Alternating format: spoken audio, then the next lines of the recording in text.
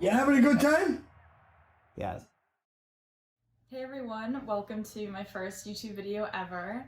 I have decided to kick my channel off talking about Uncut Gems because it was without a doubt my favorite movie of 2019, and I definitely think it's something worth talking about, especially because of all the controversy that's happening around it. If you haven't seen Uncut Gems, please go see it. It is A24's newest movie, directed by the Safdie brothers. It's starring Adam Sandler, who's in a serious role. Don't expect Jack and Jill out of this. Julia Fox, Idina Menzel, Kevin Garnett, and I'm from Boston, so that was super cool.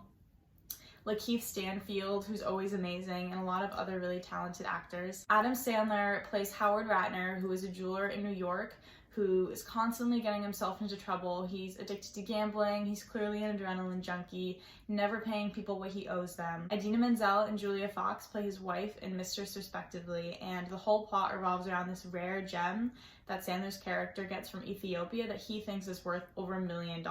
Kevin Garnett loves the gem and he wants it. Sandler thinks he can get more for it. There's just a lot of craziness going on.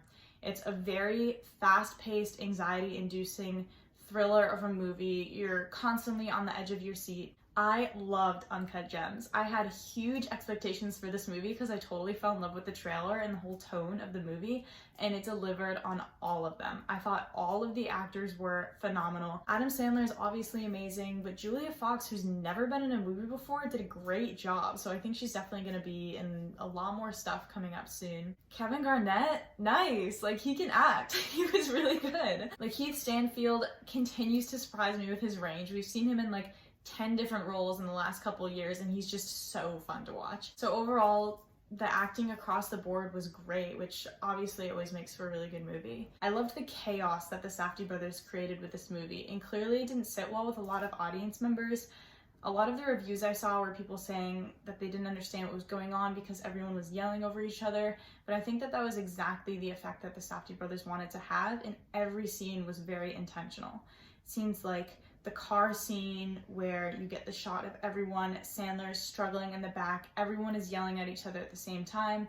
All the scenes in his jewelry store are so claustrophobic because it's such a small store, especially the scene at the end where he has the mobsters locked in between his store and the entrance wherever he buzzed people in and out. You could feel how sweaty and contained they were, and I thought it was great. The movie definitely wouldn't have been the same without this atmosphere that was built with the constant overstimulation that the Safdie brothers created with those scenes. I do have one complaint about this movie, and the end kind of resolved it for me, but it's that at times the movie felt long. It wasn't terrible, but definitely at the times some of the movie slowed down a little bit.